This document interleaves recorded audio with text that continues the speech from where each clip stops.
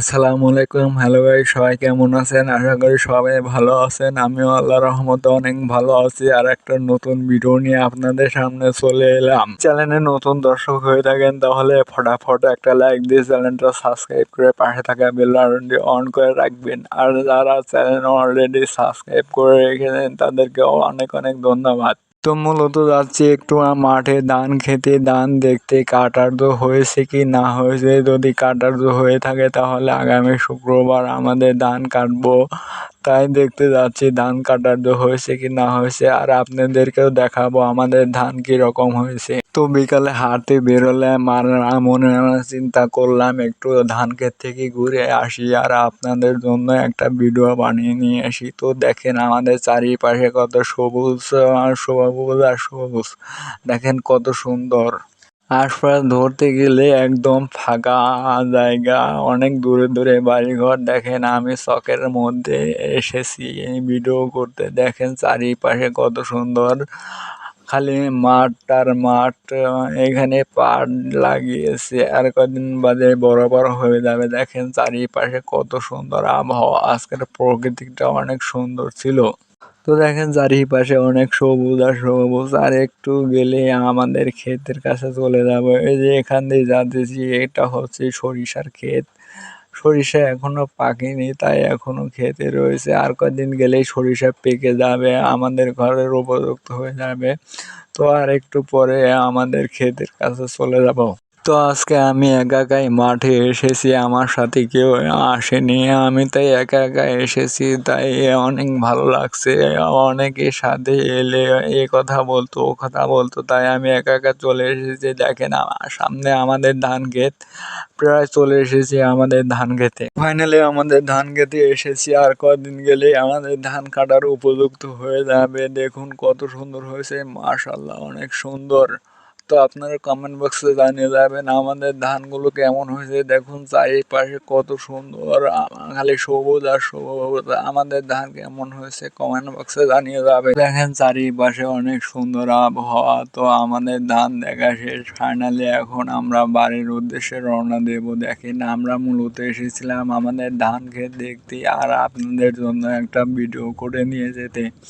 দেখুন আমি হাতালে চারি কোনা দিয়ে হেঁটে হেঁটে দেখতেছি কোনো কোনা দিয়ে ইঁদুর লাগছে কিনা। ইঁদুর লাগলে ধান কেটে সাফ করে ফেলে দেয়, তার জন্য আমি চারিপাশে হেঁটে হেঁটে দেখছি কোনো ইঁদুর লাগছে কিনা। তো দেখেন আমাদের ফাইনালি ধান ক্ষেত দেখা শেষ, এখন আমরা বাড়ির উদ্দেশ্যে রওনা দেব। দেখুন চারিপাশে কত সুন্দর আবহাওয়া ছিল, আজকের প্রকৃতির দৃশ্যটা অনেক সুন্দর ছিল, তাই আপনাদের সামনে তুলে ধরার চেষ্টা করেছি।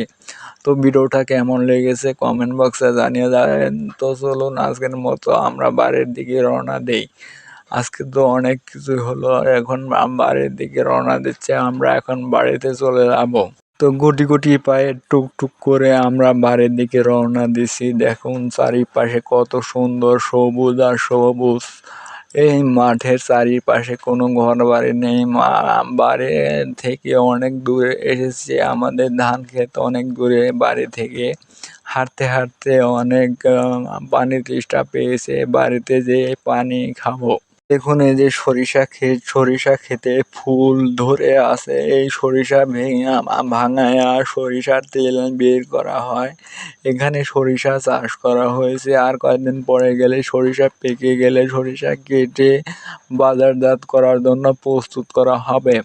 তাহলে চলুন বাড়ির উদ্দেশ্যে যাওয়া যাক। তো হাঁটতে হাঁটতে পা ব্যথা হয়ে গেল, সেই কখন কাটতে হাঁটতেছি, এই কখন কাটতে হাঁটতেছি, রাস্তা শেষ হওয়ার কোনো কথাই নেই। দেখুন সামনে আমাদের পোল্লা ক্ষেত, আমাদের না তো আমাদের প্রতিবেশীর পোল্লা ক্ষেত।